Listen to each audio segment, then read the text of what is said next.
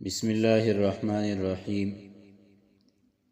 ان سب کے باوجود یہود، منافقین اور مشرکین، غرض سارے ہی اعداء اسلام کو یہ بات اچھی طرح معلوم تھی کہ اسلام کے غلبے کا سبب مادی تفوق یعنی اسلحے، لشکر اور تعداد کی کثرت نہیں ہے، بلکہ اس کا سبب وہ خدا پرستی اور اخلاقی قدریں ہیں جن سے پورا اسلامی معاشرہ اور دین اسلام سے تعلق رکھنے والا ہر فرد سرفراز بہرمند ہے۔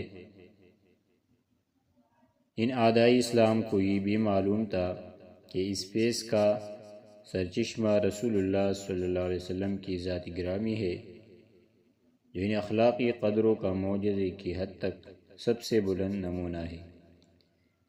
اسی طرح یہ اعداء اسلام 4-5 سال تک برسر کار رہ کر یہ بھی سمجھ چکے تھے کہ اس دین اور اس کے حاملین کو ہتھیاروں کے بل پر نیست و نابود کرنا ممکن نہیں۔ اس لیے انہوں نے غالباً یہ طے کیا کہ اخلاقی پہلوؤں کو بنیاد بنا کر اس دین کے خلاف وسیع پیمانے پر پروپیگنڈے کی جنگ چھیڑ دی جائے اور اس کا پہلا نشانہ خاص رسول اللہ صلی اللہ علیہ وسلم کی شخصیت کو بنایا جائے۔ چونکہ منافقین مسلمانوں کی صف میں 5واں کالم تھے اور مدینہ ہی کے اندر رہتے تھے، مسلمانوں سے بلا تردد مل جل سکتے تھے اور ان کے احساسات کو کسی بھی مناسب موقع پر بآسانی بھڑکا سکتے تھے۔ اس لیے اس پروپیگنڈے کی ذمہ داری ان منافقین نے اپنی سر لی یا ان کے سر ڈالی گئی، اور عبداللہ بن ابی رئیس المنافقین نے اس کی قیادت کا بیڑا اٹھایا۔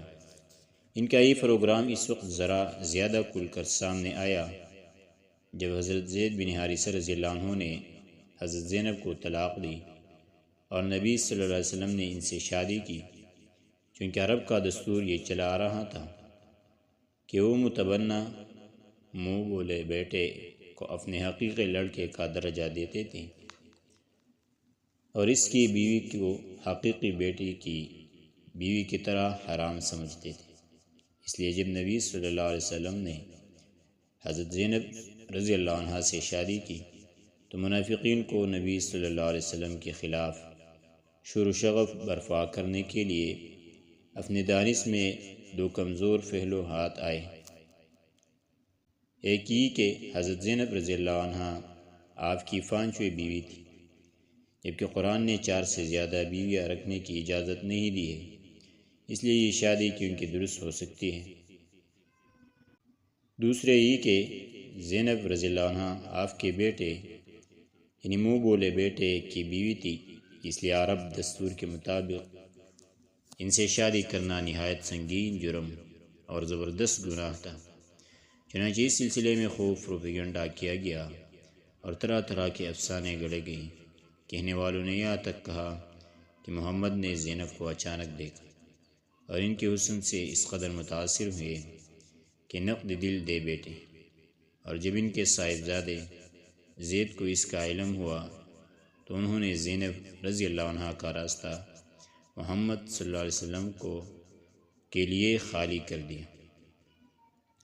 منافقین نے اس افسانے کا اتنی قوت سے پروپیگنڈا کیا کہ اس کے اثرات کتب احادیث و تفاسیر میں اب تک چلے آ رہے ہیں۔ اس وقت یہ سارا پروپیگنڈا کمزور اور سادہ لوح مسلمانوں کے اندر اتنا مؤثر ثابت ہوا، بالآخر قرآن مجید میں اس کی واضح آیت نازل ہوئی جن کے اندر شکوک کی پناہ کی بیماری کا پورا علاج تھا۔ اس پروپیگنڈے کی وسعت کا اندازہ اس سے کیا جا سکتا ہے کہ سورہ احزاب کا آغاز ہی اس آیت کریمہ سے ہوا، یا ایھا النبی اتق اللہ ولا تطع الکافرین والمنافقین ان اللہ کان علیما حکیما۔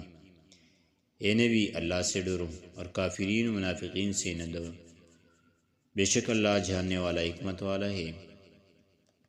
یہ منافقین کی حرکتوں اور کارروائیوں کی طرف ایک طائرانہ اشارہ اور ان کا ایک مختصر سا خاکہ ہے۔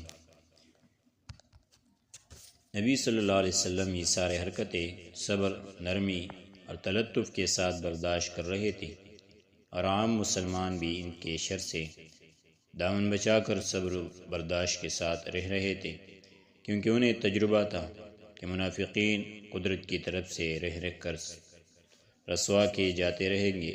چنانچہ ارشاد ہے: اولا یرون انہم یفتنون فی کل عام مرۃ او مرتین ثم لا یتوبون ولا هم یذکرون۔ وہ دیکھتے نہیں کہ انہیں ہر سال ایک بار یا 2 بار فتنے میں ڈالا جاتا ہے، پھر وہ نہ تو توبہ کرتے ہیں اور نہ نصیحت پکڑتے ہیں۔ غزوہ بنی المصطلق میں منافقین کا کردار۔ جب غزوہ بنی المصطلق پیش آیا اور منافقین بھی اس میں شریک ہوئے تو انہوں نے ٹھیک وہی کیا جو اللہ تعالیٰ نے اس آیت میں فرمایا ہے: لو خرجوا فیکم ما زادوکم الا خبالا ولا اوضعوا خلالکم یبغونکم الفتنہ۔ اگر وہ تمہارے اندر نکلتے تو تمہیں مزید فساد ہی سے دوچار کرتے اور فتنے کی تلاش میں تمہارے اندر تگ و دود کرتے۔ چنانچہ اس غزوے میں انہیں بڑاس نکالنے کے 2 مواقع ہاتھ آئی، اس سے فائدہ اٹھا کر انہوں نے مسلمانوں کی صفوں میں خاصا اضطراب و انتشار مچایا اور نبی صلی اللہ علیہ وسلم کے خلاف بدترین پروپیگنڈا کیا۔ ان دونوں مواقع کی کسی قدر تفصیلات یہ ہیں: نمبر 1، مدینہ سے ذلیل ترین آدمی کو نکالنے کے بعد رسول اللہ صلی اللہ علیہ وسلم غزوہ بنی المصطلق سے فارغ ہو کر ابھی چشم مریسے پر قیام فرما ہی تھے کہ کچھ لوگ پانی لینے گئے۔ انہی میں حضرت عمر بن خطاب رضی اللہ عنہ کا ایک مزدور بھی تھا، اس کا نام جہجہ غفاری تھا۔ پانی بھر کر ایک اور شخص سنان بن نور جوہنی سے اس کی دکم دکا ہو گئی اور دونوں لڑ پڑے۔ پھر جوہنی نے پکارا: یا معاشر الانصار، انصار کے لوگوں، مدد کو پہنچو۔ اور جہجہ نے آواز دی: یا معاشر المہاجرین، مہاجرین مدد کو آؤ۔ رسول اللہ صلی اللہ علیہ وسلم خبر پاتے ہی وہاں تشریف لے گئے اور فرمایا: میں تمہارے اندر موجود ہوں اور جاہلیت کی پکاری جا رہے ہیں، اسے چھوڑ دو، یہ بدبودار ہیں۔ اس واقعے کی خبر عبداللہ ابن ابی ابن سلول کو ہوئی تو غصے سے بھڑک اٹھا اور بولا: کیا ان لوگوں نے ایسی حرکت کی ہے؟ یہ ہمارے علاقے میں آ کر اب ہمارے حریف اور مد مقابل ہو گئے۔ خدا کی قسم، ہماری اور ان کی حالت پر تو وہی مثل صادق آتی ہے جو فہلوں نے کہی ہے: اپنے کتے کو پال پوس کر موٹا تازہ کرو تاکہ وہ تمہیں کو پھاڑ کھائے۔ سنو، خدا کی قسم، اگر ہم مدینہ واپس ہوئے تو ہم میں کا معززین ترین آدمی ذلیل ترین آدمی کو نکال باہر کرے گا۔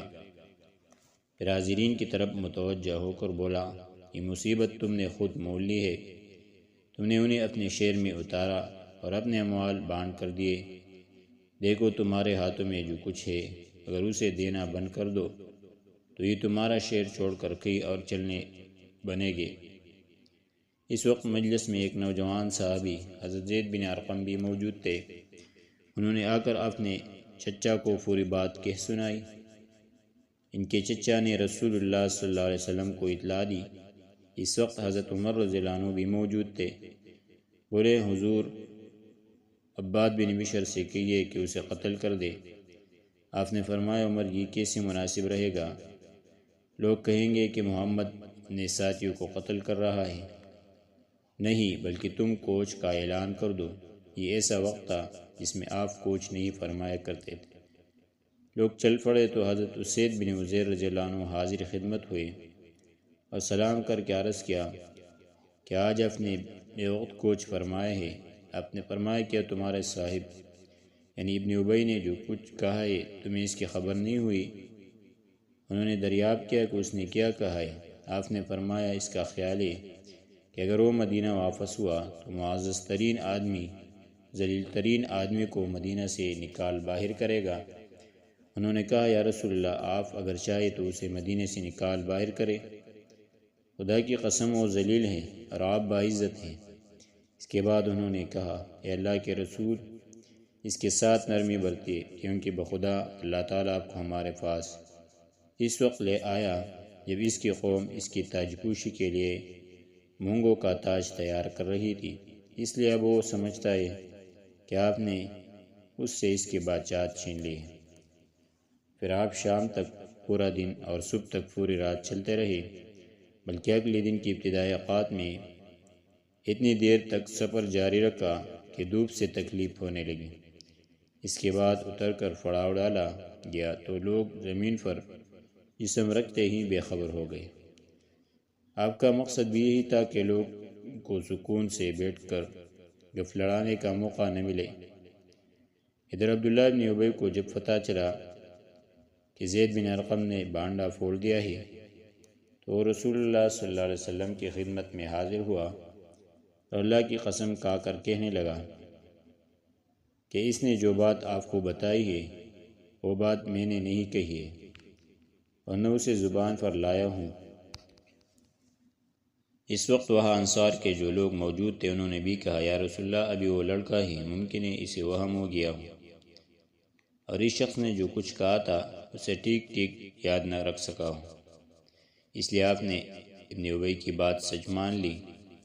حضرت زید کا بیان ہے کہ اس پر مجھے ایسا غم لاحق ہوا کہ ویسے غم سے میں کبھی دو چار نہیں ہوا تھا۔ میں صدمے سے اپنے گھر میں بیٹھ رہا یہاں تک اللہ تعالی نے سورہ منافقین نازل فرمائی، جس میں دونوں باتیں مذکور ہیں۔ ہم الذین یقولون لا تنفقوا علی من عند رسول اللہ حتی ينفضوا۔ یہ منافقین وہی ہے جو کہتے ہیں کہ جو لوگ رسول اللہ صلی اللہ علیہ وسلم کے پاس ہیں ان پر خرچ نہ کرو یہاں تک کہ وہ چلتے بنے۔